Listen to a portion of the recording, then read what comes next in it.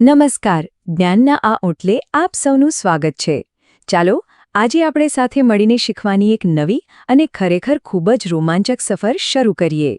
જ્યારે આપણે ભારતની સંસ્કૃતિની વાત કરીએ ત્યારે મગજમાં શું આવે? કદાચ મંદિરો, તહેવારો કે પછી કલા? ખબર છે, ઘણા લોકો માને છે કે આપણા દેશની સાચી ઓળખ તો એની કલામાં વસેલી છે, અને એમાં પણ ખાસ કરીને એના નૃત્યમાં. તો ચાલો, આજે આપણે ભારતના કેટલાક અદ્ભુત નૃત્યોની દુનિયામાં એક સફર કરીએ. તો આપણી આ સફરની શરૂઆત આપણે કરીશું દક્ષિણ ભારતથી.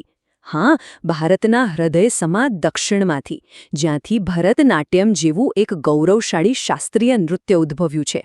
ભરતનાટ્યમ એનું મૂળ છે તમિલનાડુના તાંજોર જિલ્લામાં, અને એ કોઈ આજકાલનું નૃત્ય નથી.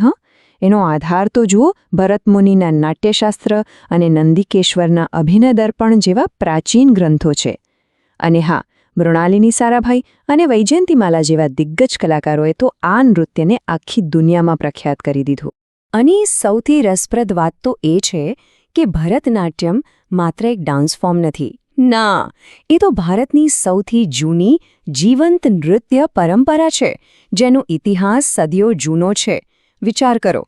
તો દક્ષિણના ભરતનાટ્યમ પછી ચાલો હવે આપણી સફરને આગળ વધારીએ. હવે આપણે પહોંચી ગયા છીએ આંધ્રપ્રદેશ, અને અહીં આપણે કુચીપુડી નૃત્યની અદ્ભુત કલાને માણીશું. કુચીપુડી, આ નામ ક્યાંથી આવ્યું હશે?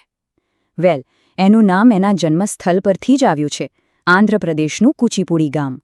કહેવાય છે કે 17મી સદીમાં સિદ્ધેન્દ્ર યોગી નામના મહાપુરુષે આનો પાયો નાખ્યો હતો, અને આ નૃત્યમાં મુખ્યત્વે ભાગવત પુરાણની કથાઓને જીવંત કરવામાં આવે છે. અહીં એક મજેદાર વાત છે, ખબર છે? શરૂઆતમાં કુચીપુડી ફક્ત પુરુષો જ કરતા હતા. હા, એ લોકો સ્ત્રી પાત્રો પણ ભજવતા. પણ પછી જેમ જેમ સમય બદલાયો, મહિલાઓએ પણ આ કલાને દિલથી અપનાવી, અને આજે તો એ સૌની કલા બની ગઈ છે.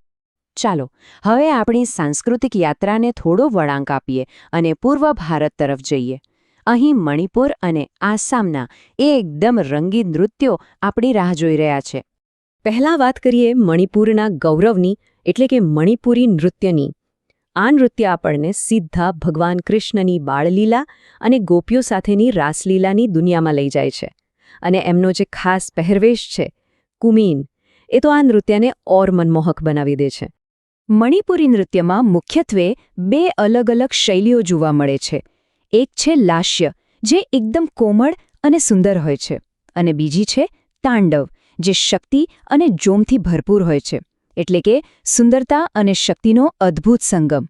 મણિપુરની આ શાસ્ત્રીય કલા પછી હવે તૈયાર થઈ જાઓ, કારણ કે હવે આપણે આસામના એકદમ ઊર્જાથી ભરપૂર અને આનંદી લોકનૃત્ય બિહુના તાલે ઝૂમવા જઈ રહ્યા છીએ. બિહુ એ માત્ર એક ડાન્સ નથી, પણ આસામના લોકોના જીવનનો એક મોટો ઉત્સવ છે. જ્યારે પાકની લણણી થાય કે નવું વર્ષ આવે, ત્યારે એની ખુશી ઢોલ, વાંસળી અને પેપા જેવા વાદ્યોના તાલે ઉજવાય છે. આખું વાતાવરણ જાણે જીવંત થઈ ઉઠે છે.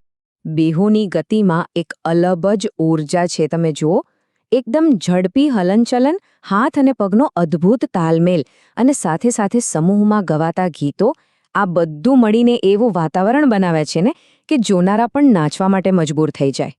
તો આ હતી આપણી 4 અલગ અલગ અને ખૂબ જ સુંદર નૃત્ય શૈલીઓની સફર. ચાલો, ફટાફટ એક નજરમાં આપણે જે પણ જોયું અને શીખ્યું એને તાજું કરી લઈએ. તો શું યાદ રાખવાનું છે? તમિલનાડુનું સૌથી પ્રાચીન નૃત્ય એટલે ભરતનાટ્યમ. પછી આંધ્રપ્રદેશનું કુચીપુડી, જેની સ્થાપના સિદ્ધેન્દ્ર યોગીએ કરી. મણિપુરનું મણિપુરી, જેમાં કૃષ્ણલીલા કેન્દ્રમાં છે. અને છેલ્લે અસામનું જોશથી ભરપૂર બિહુ. આપણી આ સફર અહીં પૂરી થાય છે, પણ અંતમાં એક સવાલ મનમાં જરૂર ઉઠે છે કે આપણો આટલો અમૂલ્ય કલા વારસો, એને આવનારી પેઢીઓ માટે જીવંત રાખવા આપણે સૌ સાથે મળીને શું કરી શકીએ? વિચારવા જેવી વાત છે, ખરું ને? અમારી સાથે આ જ્ઞાનની સફરમાં જોડાવા બદલ આપ સૌનો ખૂબ ખૂબ આભાર.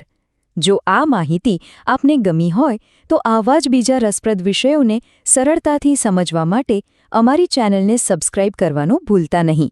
ફરી મળીશું, ત્યાં સુધી આવજો.